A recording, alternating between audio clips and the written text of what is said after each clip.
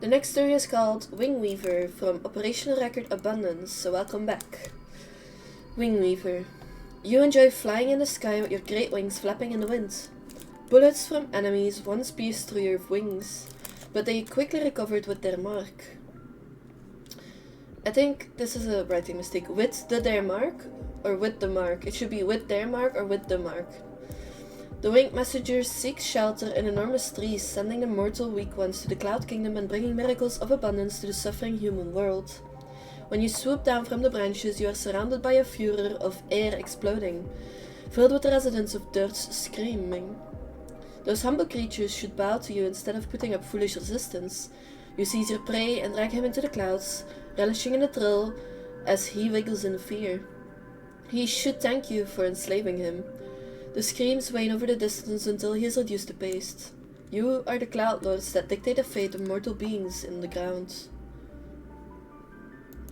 Oh, I don't think I can pronounce this. Houyhnhnm? Something like that is the next story. Your thick armor blocks attacks and crushes star skiffs. Your forelimbs roam around the battlefield as though you have inexhaustible energy. No mortal being is your match. Death nourishes the grass, and the blood gathers into streams. The world is a vast wilderness, ready to be trampled and traversed by you. You wield a living weapon, a spear crafted by the Borisin. Its tentacles can pierce through the chest of enemies and devour their bodies. Whenever you charge through the battlefield and fire, cries of agony come from your enemies' throats as well as the tip of their spears like the howling wind on wintry nights.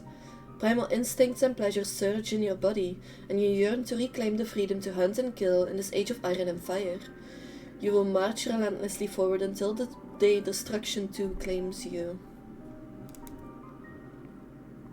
I think this might have a lot to do with the Xiaolofu? Or Xiaolofu? I forgot how it's written now. Next story is called Symbiote. Another newborn breaks free from its cocoon. You can feel an itch and a gnawing pain under your skin. It nibbles away the subcutaneous tissue that gets in its way. The mixture of its gel-like secretions and the pus from the wounds solidifies in the inner walls of the nest, becoming the breeding ground of an immortal corpus. It wriggles slowly to shift its body to another direction, just like countless of its peers. It pierces through the final layer of skin and worms its way out of its host. When you stroke it, feeling pleased for its birth, the milky white larva lifts its head, bats your fingertip instinctively, and swallows the flesh and blood you feed it. What a familiar feeling of pain! The soul-snatch bees that fill your body numb your nerves with their venom, and their collective biting resembles an elegant concerto to let out a maniacal laugh to celebrate your wonderful immortality. A symbiote. If I remember correctly, that has something to do with eggs and stuff. Let me quickly look it up. Symbiote meaning. It's an organism living in symbiosis with another. So that means that the larvae are using him as a symbiote. Next story is Eternal Stranger. Immortality is the undying curse, as well as eternity's blessing. All living beings suffer, but there is no one to help them. You sought an elixir for the divine traces of Yaoshi, listened to their compassionate teachings, and embarked on a never-ending journey of rescuing the suffering. The region of Kumjade melted the steel on the entire planet to forge 30 million pairs of eyes and ears to monitor every movement of the citizens. Rising from the wailing of the children, you marched to the royal capital and beheaded the regent. The evil demon of Purlang weaved through the nebulas, devouring ships with its treacherous tentacles. You ride a slender boat into its abdomen and carve out its heart. Willows wrap around your chest and reach to your waist. The mortal wounds heal, signaling your journey is far from reaching its end. The immortals have their own responsibilities. You pick up the sword that could slice through steel and iron, listening to the pleas for help from the stars. So the Eternal Stranger is an immortal, trying to help people until he himself is allowed to die, but the thing with abundance is that it will keep you alive normally.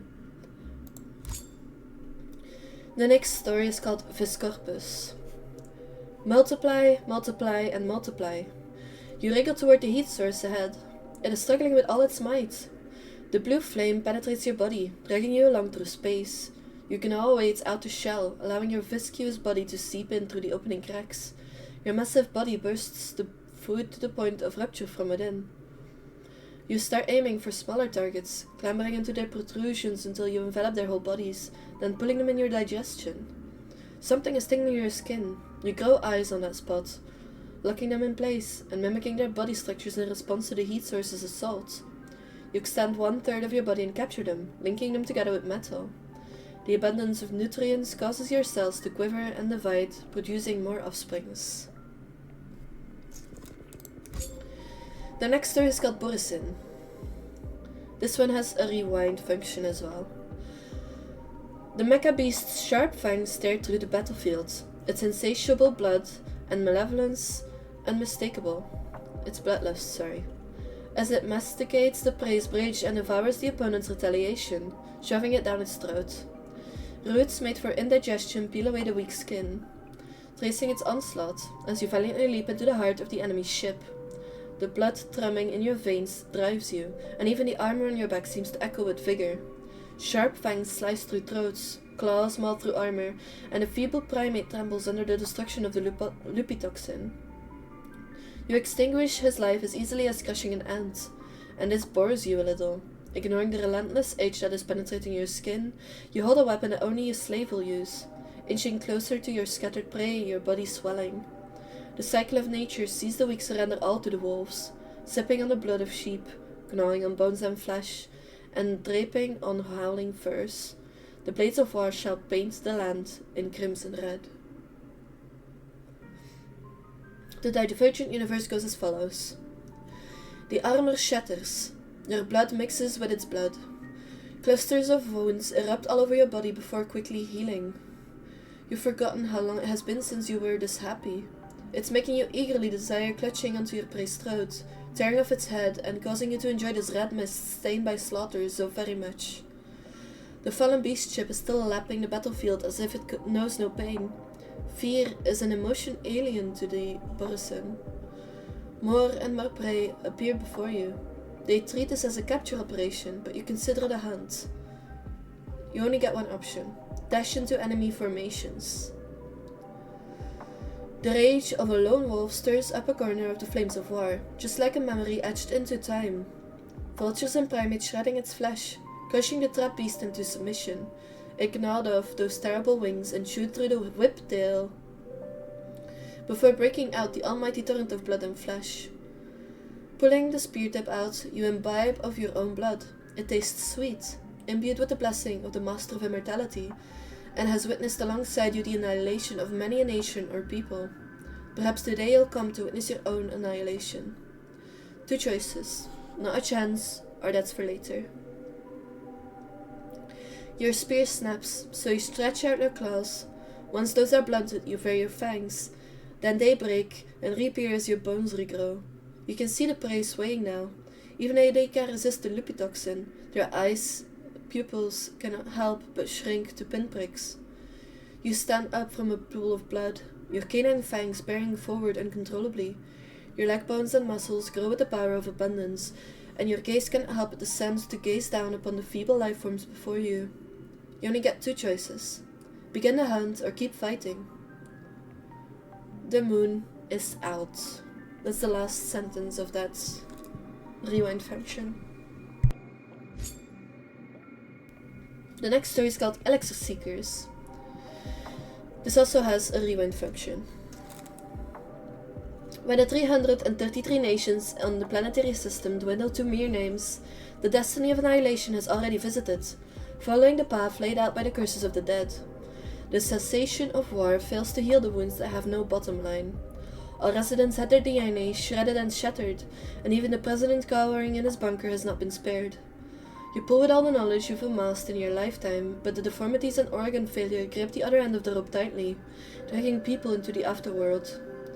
Until one day, a foreign envoy with branches sprouting out of his back arrives with a divine elixir.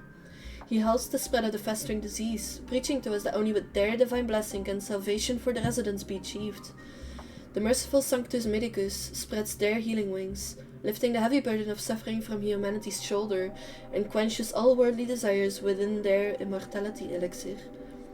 The fleet from the Seaview Nebula sets sail, seeking the elixir from the hands of Yaoshi, aiming to quell the audacity of perpetual death and epidemic.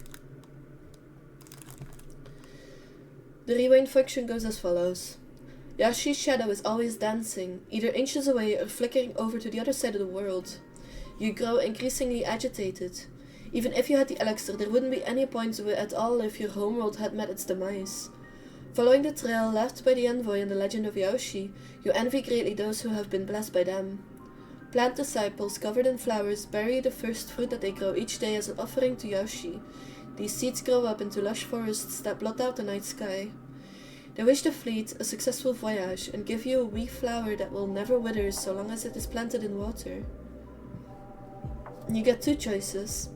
Express your gratitude or give a gift in return. I would give a gift in return.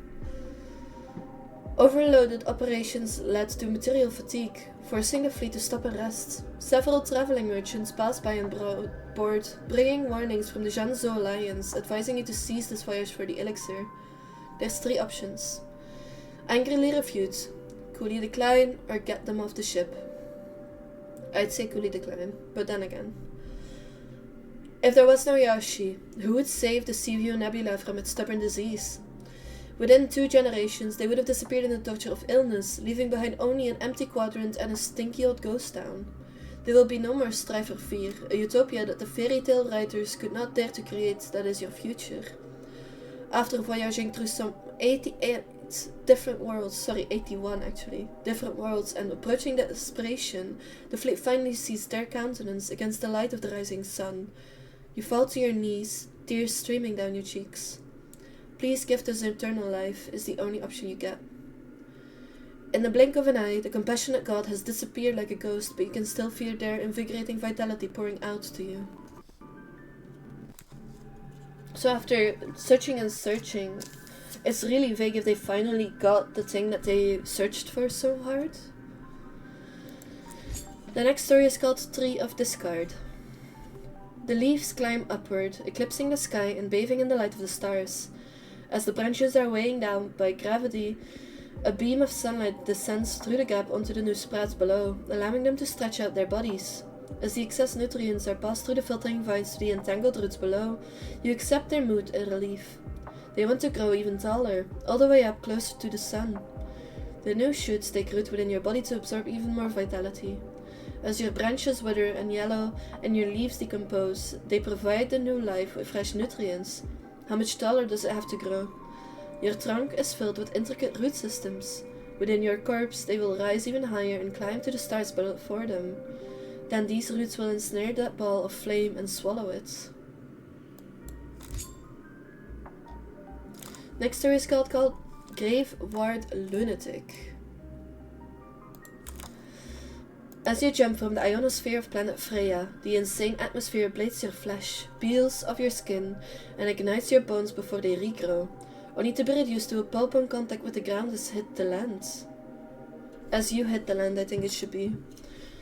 As you lie on the ground of the abandoned city, the bullets of the local hoodlums offer you a warm welcome. As they unleash their ammo, their wanton laughter slowly grows silent as it turns into fear.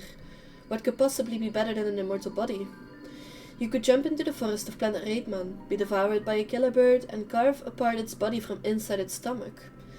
You wish to enjoy Tortani's bath once more, as the remnant radiation from its annihilation causes your skin to ulcerate and your blood to flow from all orifices. In your suffering and agony, you are filled with the tangible feeling of being alive. You die over and over again, just for greater and greater stimulation. I think that was a thing as well, like from some of the old fantasy stories that I read where somebody was immortal. Eventually you'll grow numb. Seeing everybody that you like die will make you want to recluse yourself. Like everything that made you happy might eventually fade. Honestly, depending on the person that is, but I don't think immortality is a blessing. I think it's more of a curse. Next story is called Peculiar Physician. It is often said that only through living can we truly experience joy. Cheeks are the fertile soil for soil. Toes are the tickles of the waves, and arms are the warmth of an embrace. A smile is both the cost of healing and the reward of life itself. You coil the branches, crafting a heart from the joy of unrestrained drinking, one that eternally slurps at fresh blood. You seek out skin and flesh, nurturing the palm that will surely applaud when the final curtain falls. The prosthetics of the incapacitated always dance to the rhythm of the music, while the throats of the voiceless twist into sneers at the presumptuous words of the politicians. In the places where you have healed, laughter erupts uncontrollably. Arms, hearts, skin, and even cells reveling in laughter. In the end, even the faces of the terrified cannot help but break into smiles. You have journeyed across 1,000 stars to bring equal joy to life.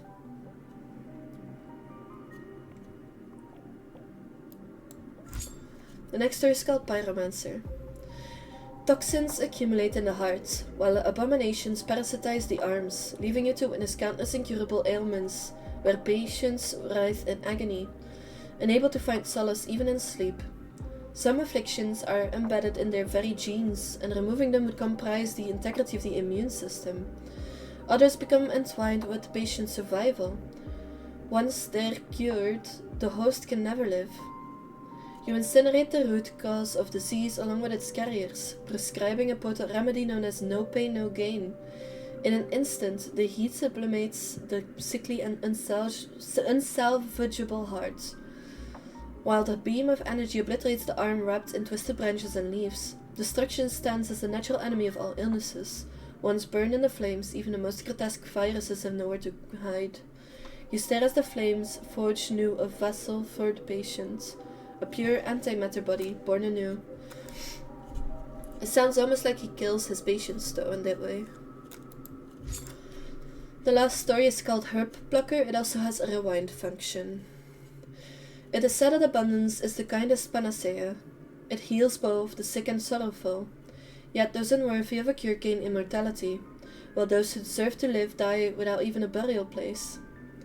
The Herb Plucker does not pluck herbs. Humans are what they pluck. The sick and penniless see you as a god and sculpt statues in your honor. The powerful and wealthy see you as a drug and imprison you in a cage. They drain your blood, distilling it into poison and test tubes. As they lay on their deathbed, they fire bullets into your chest. Yet the only ones who do not age or die are the Herb Plucker. Their benedictions never seem to wane. You travel from planet to planet, restoring the overflowing life force to all beings. Yet, greed always eclipses goodness, and calamity always comes before healing. If this has always been the way of the world, Oyaoshi, what truly defines panacea, and what defines a good physician? The rewind function goes as follows. An impromptu gathering, a needle that shoots into your skin, generous strains, and the experiment pot walls. If you had known sooner that showing their blessing to the elder would have won you an invitation, here from the people behind the curtain, would you have made the same choice? Without question, I have experienced this 1,000,000 times already. You look outside the pod at the aged man funding the operation. He doesn't even have the strength to look you in the eyes. You get 3 choices. You will regret this. Greed will bring disaster. Of the blessing of immortality is also a curse. I would say the curse one. No one responds to your warning. A powerful, stinging pain envelops your body. It feels as if your very veins were being torn open and you were being reduced to medicinal powder. The terrifying vitality flows into their bodies with your blood plasma and medicinal elixirs. First is a test subject, whose slashed open body begins to gradually heal, their transplanted tumor devoured by healthy cells. Then is a sick patient who rejoices at his eternal farewell with death. 3 options. Another disaster, you're all fools, and another sin of man. I'd say another disaster or another sin, either of the 2. Suddenly, the face of the man that instigated this disaster begins to contort as anthropoid limbs, mollusk tentacles, plant vines, and a stale, fetid life force comes bustling endlessly from their skin. The snapped syringe leaks the elixir into the bodies of the nurses and researchers as the resulting explosion of biomass crushes the experiment pod walls. They cry out in suffering, their swollen bodies blending together and piercing each other's fragile skin. This is the medicine you asked for. It's the only option that you get. Grow, grow. The immortal monster bursts out of the laboratory and staggers into the plaza of the constitutional state. It was at this moment that another planet was pronounced dead. So it seems like where he goes, if the greed actually takes over and they actually use him to try and heal themselves, they will eventually create a monster that cannot be killed, that will completely destroy the planet. Then why would he, like, not... I guess he can't really feel remorseful to the people that have been torturing him, but still it's kind of a bad thing to go around and, you know, cause full planets to die. Either way, that was the last story. I'll be reading the next part of this tomorrow, but it will be released for you guys a little later. It's called The Hunt and Destruction. Those are the last two I still need to do. If you liked this, please leave a like. It helps people to actually find my channel too. Thank you for being here. I hope you guys have a nice evening, a nice night, a nice day, a nice morning, and I hope to see you guys next time.